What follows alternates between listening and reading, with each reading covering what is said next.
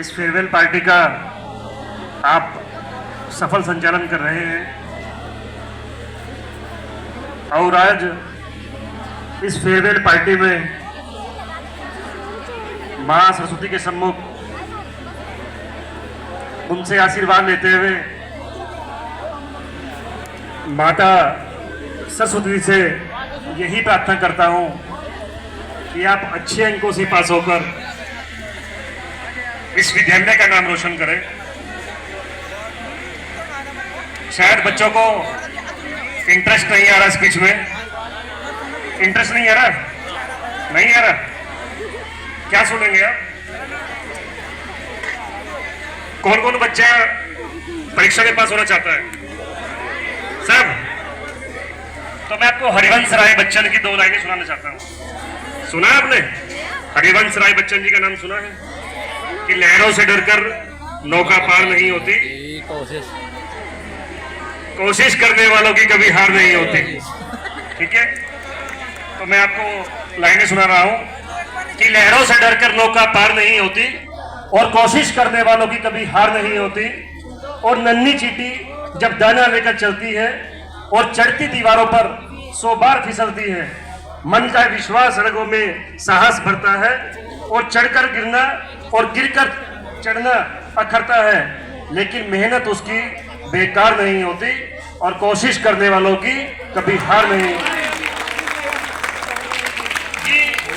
डुबकियां सिंधु में गोताखोर लगाता है, डुबकियां सिंधु में गोताखोर लगाता है और जा जाकर खाली हाथ लौटकर फिर आता है।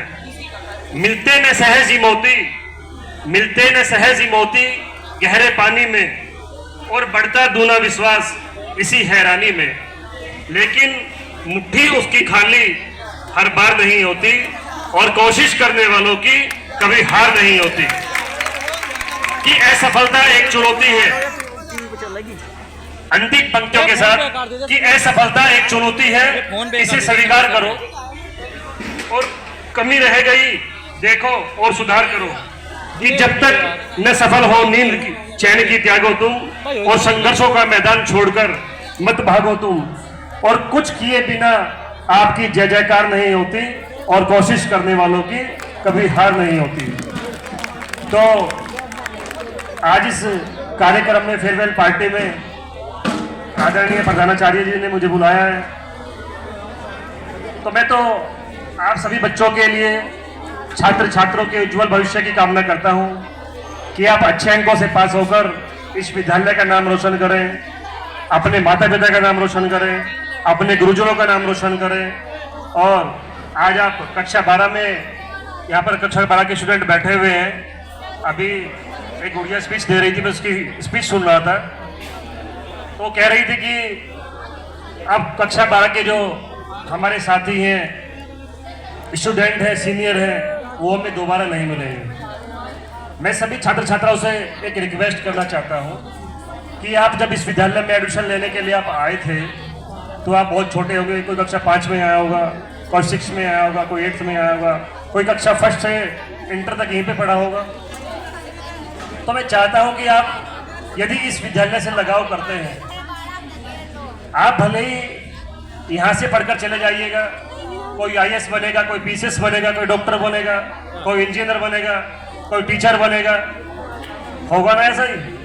लेकिन उसके बावजूद भी यदि आपको इस विद्यालय से प्यार है, मोह है, अपने प्रधानाचार्य से, प्रबंधक महोदय से, तो आपके परिवार में कोई छोटा बच्चा अगर यहाँ पे हो, परिवार में हो, चाचा जी का हो, ताऊ जी का हो, तो मैं तो आपसे यही रिक्वेस्ट करना चाहता हूँ कि आपका इस विद्यालय से जो लगाव रहेगा, जो जुड़ाव रहेगा, कक्षा 12 के बाद भी आप कम से कम एक बच्चे का एडमिशन इस विद्यालय में कराइएगा।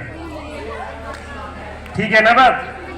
यदि आपको नीलम मैडम से मिलना है या श्याम सिंह सैनी जी से मिलना है तो कैसे मिलेंगे आप? उस बच्चे की आप फीस जमा करने के लिए आएंगे?